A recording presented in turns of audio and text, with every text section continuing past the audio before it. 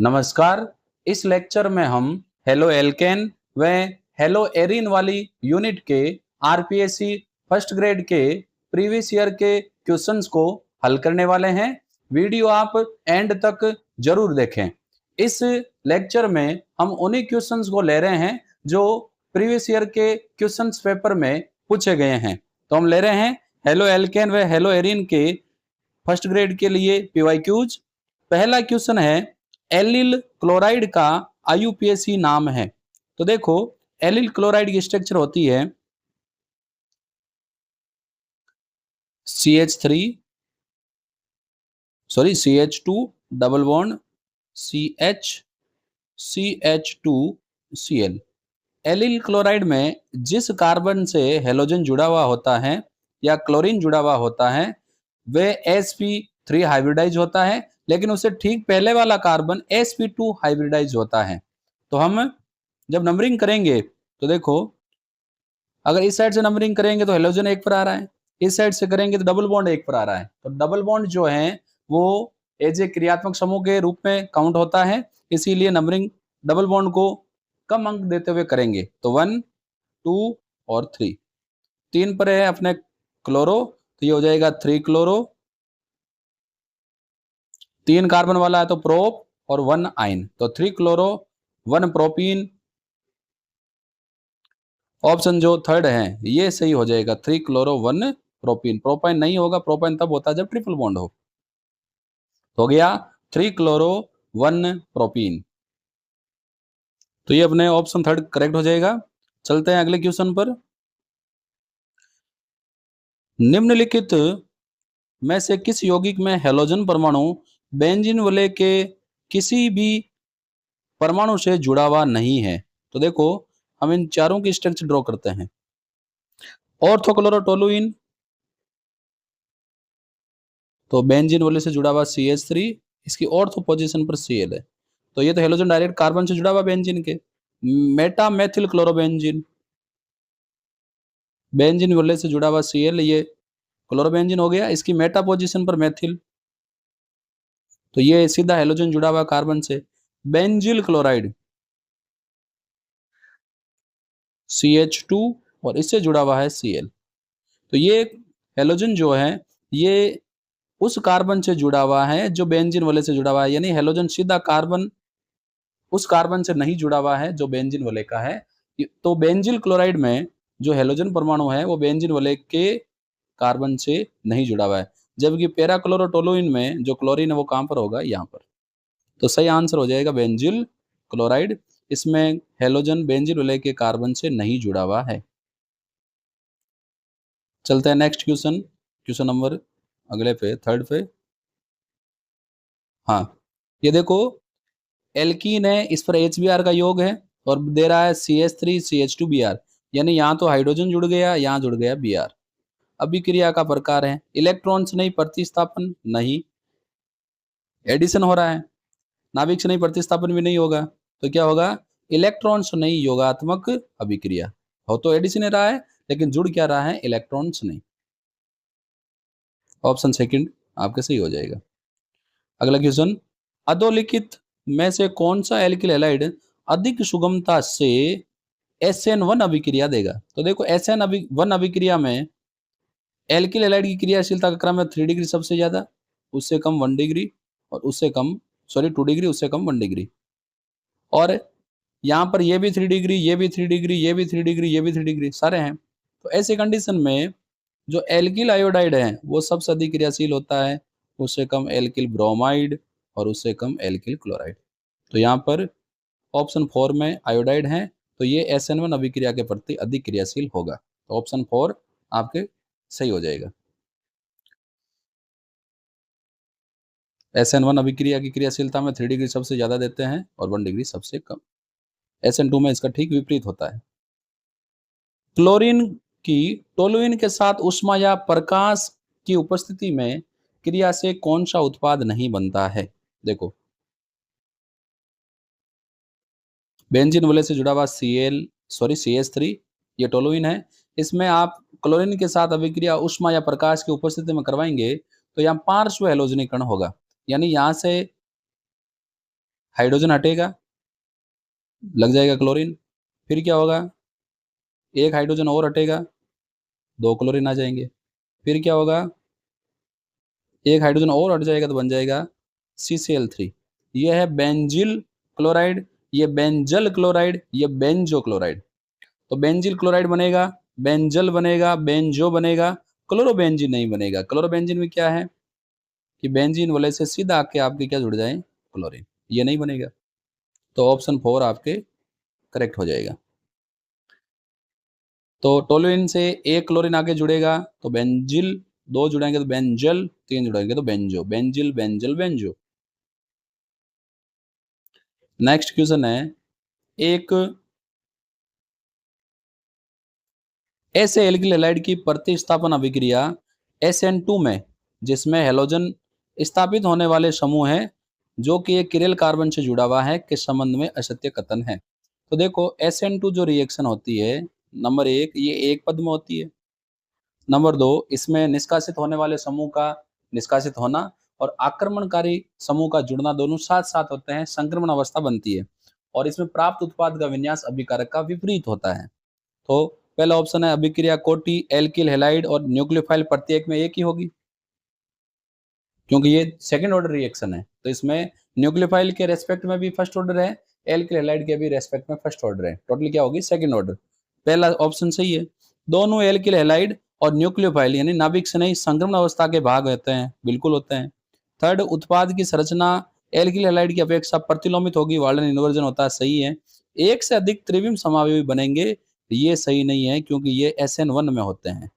SN1 अभिक्रिया में 2 समावयवी बनते हैं। तो ये ऑप्शन 4 है वो SN2 के लिए इनकरेक्ट है, बाकी सारे ऑप्शन करेक्ट है। तो ऐसे क्वेश्चन आप जब आप पढ़ो तो ये जरूर देखें असत्य कह रहा है कि सत्य कह रहा है। कई बार हम असत्य को सत्य पढ़ लेते हैं, सत्य को असत्य, तो उस कंडीशन में हम पहले ही ऑप्शन को सही मानकर उसको राइट कर लेते हैं, बाद में पता चलता है कि सत्य नहीं असत्य पूछ रहा था। देखो इसको थोड़ा सा छोटा करते हैं, अभिक्रिया दे रखी है आपके सामने।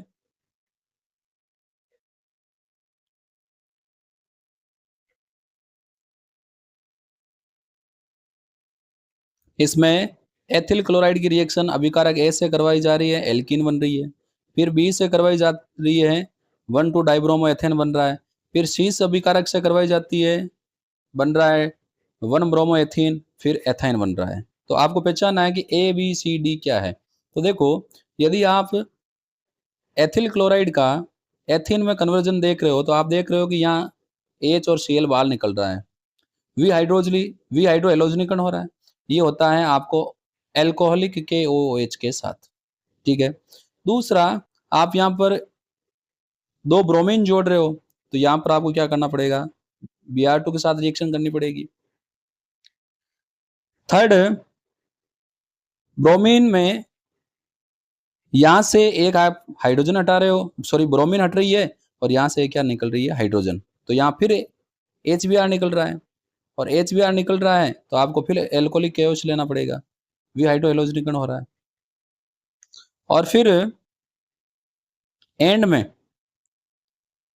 यहां से निकल रही है हाइड्रोजन और यहां से निकल रही है Br। तो आपके करेक्ट आंसर क्या हो जाएंगे, पहले एल्कोहलिक KOH, फिर Br2, फिर एल्कोहलिक KOH। और यहाँ पर जो वाइनिल ब्रोमाइड है ये कम क्रियाशील होता है, इसलिए इसकी रिएक्शन किसके साथ करवाए जाएंगे, NaNH2 के साथ। आप ये भी कह सकते हैं कि यहाँ भी HBr निकल रहा है तो एल्कोहलिक KOH क्यों ले, क्यों नहीं ले, तो एल्कोहलिक KOH नहीं है क्योंकि यहाँ वाइनिल ब्रोमाइड रिएक्टिविटी कम है, तो हम यहाँ क्या लेंगे, NaNH2। तो आपके सही आंसर हो जाएगा, ए हो जाएगा एल्कोहलिक KOH, बी Br2, सी फिर एल्कोहलिक KOH और डी NaNH2। ऑप्शन सेकंड आपके इस रिएक्शन के लिए सटीक हो जाएगा। तो ऐसी रिएक्शन अगर पूछी जाए तो आपको ये पता होना चाहिए कि हर एक स्टेप में क्या हो रहा है, क्योंकि यहाँ अलग अलग स्टेप में अलग अलग रिएक्शन हो रही है। अगला क्वेश्चन, DDT बनाने के लिए निम्नलिखित में से किसकी अभिक्रिया क्लोरोबेंजीन और शांत H2SO4 के साथ करवाई जाती है, क्लोरल के साथ, CCl3CHO। इसमें कुछ ऐसा होता है, ये हाइड्रोजन में लिख देता हूँ, ये क्लोरोबेंजीन का पहला मॉलिक्यूल, ये क्लोरोबेंजीन का दूसरा मॉलिक्यूल। इसकी रिएक्शन करवाते हैं CCl3CHO के साथ, तो ये HOCCl3। तो यहाँ क्या होगा, यहाँ से आपके H2 निकल जाएगा और ये सीधा इस कार्बन से जुड़ जाएंगे, बन जाएगा DDT। ऑप्शन आपका डी राइट हो जाएगा। अगला है, निम्नलिखित अभिक्रिया का उत्पाद क्या होगा? साइक्लोहेक्सीन की अभिक्रिया ब्रोमीन के साथ हीट या यूवी लाइट की प्रेजेंस में करवाई जाती है, तो यहाँ मुक्त मूलक क्रियाविधि द्वारा रिएक्शन होगी। तो यहाँ रिएक्शन क्या होगी? मुक्त मूलक क्रियाविधि। तो क्या होगा, पहले स्टेप में ब्रोमीन के डिवाइडेशन से, समास विघटन से ब्रोमीन मुक्त मूलक बनेगा। ये ब्रोमीन मुक्त मूलक जो है ये एलालिक पोजीशन पर अटैक करेगा। एलालिक पोजीशन कौन सी है? ये वाली, यहाँ पर।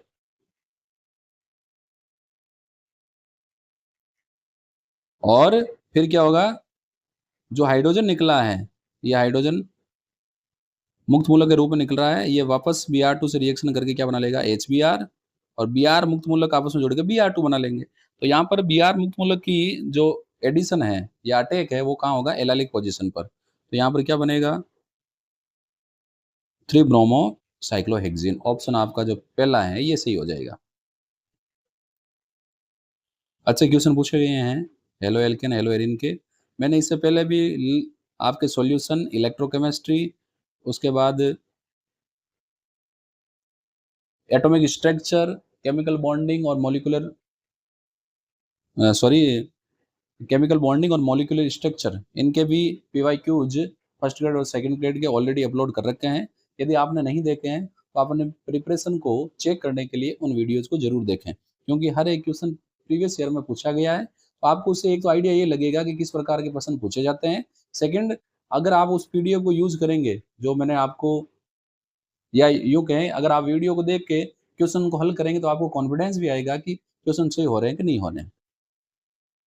अगला, निम्नलिखित किस हाइड्रोजन हैलाइड की एल्कीन पर योग की अभिक्रियाशीलता उच्चतम है? तो जब भी कहीं, जैसे मैं एथीन की बात करूं, एल्कीन पर हाइड्रोजन हैलाइड का योग होता है तो उसमें अधिक क्रियाशील होता है आयोडाइड, उससे कम होता है ब्रोमाइड, हाइड्रोजन ब्रोमाइड, उसके बाद HCl। ये क्रियाशीलता का क्रम है। तो यहाँ राइट आंसर हो जाएगा HI। इसमें रीजन ये है कि हाइड्रोजन और आयोडाइड का जो बॉन्ड है ये वीक बॉन्ड होता है, क्योंकि बंध लंबाई अधिक होती है, इसीलिए आसानी से टूट जाएगा। तो आयोडीन I- के रूप में हमें मिल जाएगा, रिएक्शन फास्ट होगी। अगला है, निम्नलिखित में से कौन सी अभिक्रिया श्वार्ट्ज है? श्वार्ट्ज अभिक्रिया में एल्किल हैलाइड की अभिक्रिया हम करवाते हैं सोडियम आयोडाइड से। सोडियम आयोडाइड से करवाएंगे क्या? नहीं, धात्विक फ्लोराइड से। ये श्वार्ट्ज होती है। फिंकलेस्टाइन में हम एल्किल हैलाइड की अभिक्रिया करवाते हैं सोडियम आयोडाइड से। तो श्वार्ट्ज में एल्किल फ्लोराइड बनेगा। तो आपका जो ऑप्शन सेकंड है ये सही हो जाएगा, जबकि पहली अभिक्रिया क्या है? फिंकलेस्टाइन। नेक्स्ट क्वेश्चन है, एल्केनों की हेलोजन के साथ अभिक्रिया की गति की दर निम्नलिखित किस हेलोजन के साथ उच्चतम होती है? तो एल्केनों के हेलोजन के साथ जो रिएक्शन का ऑर्डर है वो होता है सबसे ज़्यादा फ्लोरीनीकरण, उसके बाद क्लोरीनीकरण, उसके बाद ब्रोमीनीकरण और एंड में सबसे ज़्यादा आयोडीनीकरण होता है। तो ऑप्शन पहला आपके सही हो जाएगा।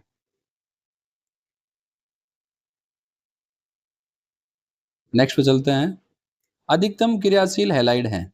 तो देखो, ये तो 1 डिग्री है और ये क्या है? क्लोरोबेंजीन। तो क्लोरोबेंजीन में यहाँ पर तो द्विबंध के गुण आ जाएंगे, तो इसकी रिएक्टिविटी बहुत कम होगी।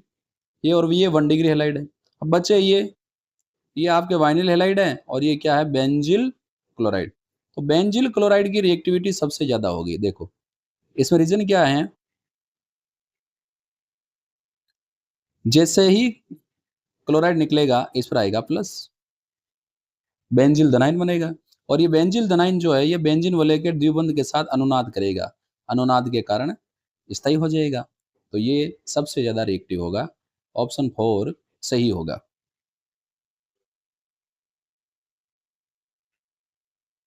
क्वेश्चन कॉन्सेप्ट बेस्ड होते हैं। अगला है, निम्नलिखित में से कौन सा सम्मोहक है? ये आपके है एसीटोन, ये है क्लोरल, क्लोरोफॉर्म, इसका उपयोग तो निश्चेतक के रूप में किया जाता है बेहोश करने में। ये है आपकी क्लोरिटोन, और इसका उपयोग सम्मोहक के रूप में किया जाता है। ऑप्शन थर्ड सही हो जाएगा। अगला क्वेश्चन लेते हैं। वह हैलोजन है जिसका उपयोग पीड़ाहारी की तरह किया जाता है। ClIBrF सही हो जाएगा आपके आई। इसका उपयोग पीड़ाहारी के रूप में किया जाता है, जैसे टिंचर आयोडीन।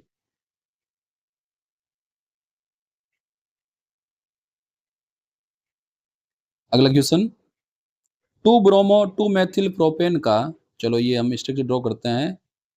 प्रोपेन है तो 3 कार्बन, 2 पर Br, 2 ब्रोमो 2 पर मेथिल प्रोपेन, तो ये वैलेंसी पूरी कर लेते हैं। ये हो गया अपना 2 ब्रोमो 2 मेथिल, 2 ब्रोमो 2 मेथिल, अच्छा एक CH3 है, ये CH3। इसका आप कन्वर्जन कर रहे हैं 2 हाइड्रोक्सी 2 मेथिल प्रोपेन, यानी ये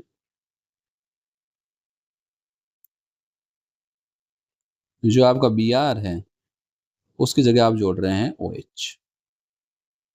में परिवर्तन है, SN1 है, E1 है, या SN2 है, E2 है। तो देखो, जिस कार्बन से आपका हेलोजन जुड़ा है, ये कार्बन डायरेक्टली एक कार्बन, 2, 3 कार्बन से जुड़ा है, यानी इस हेलोजन की जो डिग्री है वो क्या है, सॉरी कार्बन की डिग्री क्या है, 3 डिग्री कार्बन है। तो यहाँ पर 3 डिग्री एल्किल हैलाइड सबसे अधिक रिएक्शन कौन सी करते हैं, SN1। सही ऑप्शन क्या हो जाएगा, SN1। 1 डिग्री होता तो SN2 हो जाता। तो आपको ऐसे क्वेश्चन में स्ट्रक्चर ड्रॉ करनी है और फिर देखना है कि किस प्रकार कन्वर्जन हो रहा है, उसके बेसिस पर आप सही ऑप्शन का चुनाव कर सकते हैं, डायरेक्टली नहीं होता है। अगला क्वेश्चन है, तृतीयक हैलाइड के विहाइड्रोहैलोजनीकरण द्वारा अधिक प्रतिस्थापित एल्कीन बनती है, यानी वह एल्कीन अधिक बनती है जिसमें द्विबंध से जुड़े कार्बन परमाणुओं पर प्रतिस्थापियों की संख्या अधिक हो। ये कौन सा नियम है, मार्कोनिकोव तो नहीं है, हाफमैन भी नहीं है, एंटी मार्कोनिकोव भी नहीं है, कौन सा है, सेतजेव का नियम। बढ़ते हैं अगले क्वेश्चन की तरफ। अभिक्रिया इसको थोड़ा सा छोटा करते हैं। देखो, यहां पर ब्रोमीन है, एल्कोहलिक KOH लिया जा रहा है, एल्कोहलिक KOH लेंगे तो HBr निकलेगा। अब देखो, ये भी बीटा कार्बन है, ये भी बीटा कार्बन है, ये भी बीटा कार्बन, ये भी बीटा कार्बन, बीटा कार्बन की हाइड्रोजन निकलेगी। तो बीटा कार्बन की हाइड्रोजन निकलेगी तो ये निकलेगी या ये निकलेगी। अब यहाँ पर सेतजेव का नियम लगेगा, सेतजेव का नियम लगेगा तो वह एल्कीन अधिक बनेगी जिस पर द्विबंध से जुड़े कार्बन परमाणु पर प्रतिस्थापियों की संख्या अधिक हो। तो यहाँ पर तो, यहाँ डबल बॉन्ड बनता है तो प्रतिस्थापी एक ही होगा, और यही डबल बॉन्ड अगर यहाँ बने तो प्रतिस्थापी एक तो ये हो जाएगा और ये प्रोपिल हो जाएगा। तो कहने का मतलब है, मैं इसको थोड़ा सा वापस इरेज करता हूँ, यहाँ से तो निकलेगी Br, यहाँ से निकलेगा H, और यहाँ बनेगा डबल बॉन्ड। तो पहले में नहीं है, दूसरे में तो ये भी नहीं है, तीसरे में तो OH आ रहा है, एल्कोहलिक KOH के साथ एल्कोहल नहीं बनेगा। यहाँ अगर एक्वस KOH लेंगे तब एल्कोहल बनेगा। चौथा देखो, ये द्विबंध से जुड़े हुए कार्बन, इस पर एक CH3 प्रतिस्थापी, और ये आपके दूसरा कौन सा, एथिल प्रतिस्थापी। अब मैंने प्रोपिल बोला, प्रोपिल नहीं, एथिल प्रतिस्थापी। तो ऑप्शन जो आपके 4 है ये सही हो जाएगा, सेतजेव का नियम लग जाएगा। तो जब एक से अधिक बीटा हाइड्रोजन निकलने का, या एक से अधिक बीटा हाइड्रोजन हो, तो वही हाइड्रोजन निकलेगी जिसमें द्विबंध से जुड़े कार्बन परमाणु पर प्रतिस्थापी की संख्या अधिक हो। ये तब लगता है जब एक से अधिक बीटा हाइड्रोजन वाला एल्किल हैलाइड हो, तब भी हाइड्रोहैलोजनीकरण में वे एल्किन अधिक बनेगी जिसमें प्रतिस्थापी अधिक हो। ये देखो, एक बड़ी सी रिएक्शन है। SN2 अभिक्रिया में निम्नलिखित यौगिकों में अभिक्रियाशीलता का क्रम है। तो देखो, मैं बता दूं आपको, SN2 अभिक्रिया में रिएक्टिविटी का ऑर्डर होता है सबसे ज्यादा 1 डिग्री, उससे कम 2 डिग्री, और उससे कम 3 डिग्री। क्योंकि इसमें आने वाला नाभिक से नहीं पीछे से अटैक करता है, तो त्रिविम विन्यासी बाद अधिक होने पर रिएक्टिविटी कम होगी। तो देखो, अब पहले ऑप्शन में तो ये 3 डिग्री को सबसे ज्यादा दे रखा है, तो ये तो गलत। दूसरे ऑप्शन में देखो, पहले 3 डिग्री, ठीक है।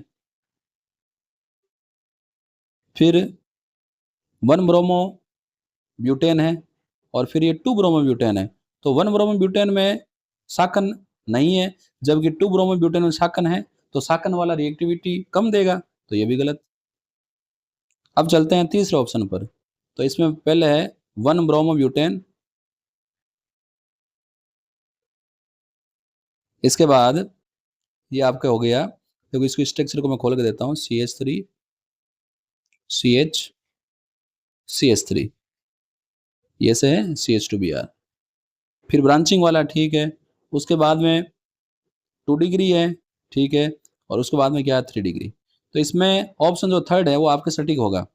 अब देखो इसमें जो फर्स्ट और सेकंड है थर्ड का, तो ये जो फर्स्ट है ये 1 ब्रोमो ब्यूटेन है और सेकंड जो है वो है 1,2,2 मेथिल 1 ब्रोमो प्रोपेन।